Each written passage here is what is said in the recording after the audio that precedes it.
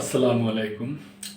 প্রিয় দর্শক, বাংলাদেশ জামাতে ইসলামী মোটামুটি ৩০০ আসনে প্রার্থী ঘোষণা করে ফেলাইছে, কিন্তু জুলাই অনুযায়ী সনদের নিয়ম অনুযায়ী যে অন্তত ৫% নারীদেরকে নমিনেশন দেওয়া হবে, কিন্তু এখন পর্যন্ত কোনো নারীদের নমিনেশন দেওয়া হয় নাই।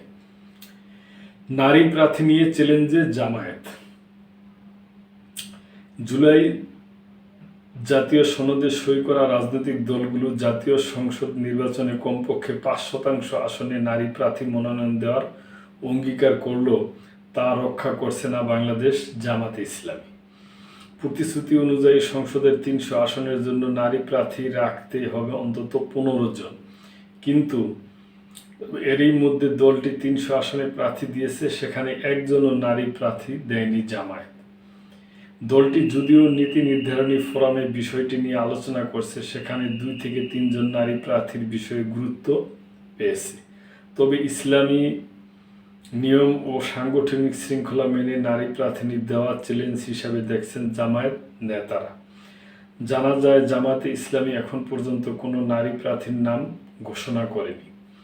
০% নারী প্রতিনিধিত্ব তাদের আদর্শিক ও রাজনৈতিক অবস্থানের সুস্পষ্ট প্রতিফলন। যদিও জামাতে ইসলামীর পক্ষ থেকে জানানো হয়েছে যে বিষয়টি নীতি নির্ধারণী বৈঠকে আলোচনা হয়েছে, কিন্তু মনোনয়নের চূড়ান্ত পর্যায়ে এসেও নারী প্রার্থীর নাম ঘোষণা করতে পারেননি। একই সঙ্গে জামাত নেতৃত্বাধীন ৮ দলের জোটেও নেই কোনো নারী প্রার্থী। নেতারা বলেছেন, জামাতে ইসলামী একটি ইসলামী অনুশাসন মেনে চলা দল, সেখানে নারীদের প্রার্থী দেওয়া সংগঠনের পক্ষ থেকে খুবই চ্যালেঞ্জ। এর অন্যতম চ্যালেঞ্জ হলো স্বামী থেকে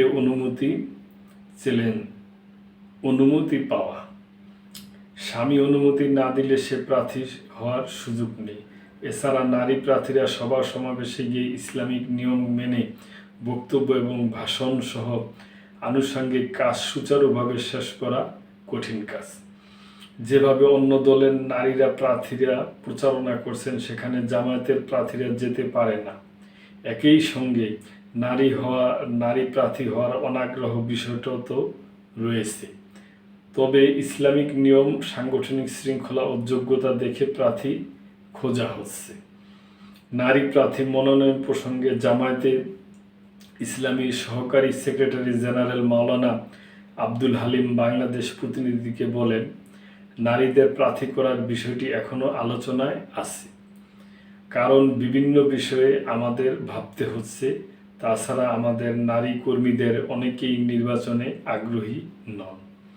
আমাদের জন্য